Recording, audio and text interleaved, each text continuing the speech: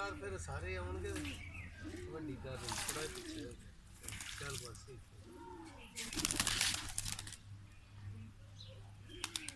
ਅੱਛਾ ਤਾਂ ਮਤਲਬ ਇਹਨਾਂ ਗਰਮੀ ਲੱਗ ਰਹੀ ਹੈ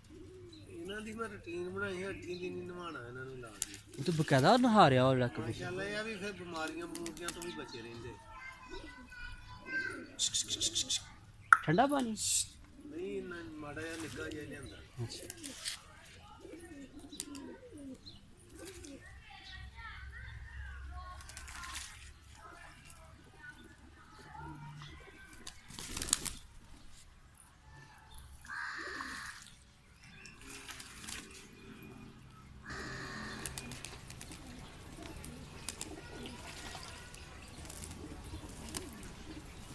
देखने वाले अफराद ये कितनी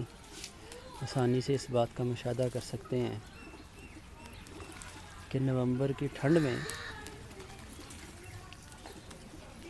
ये कबूतर नहाने के लिए कितने पर तोल रहे हैं। हाँ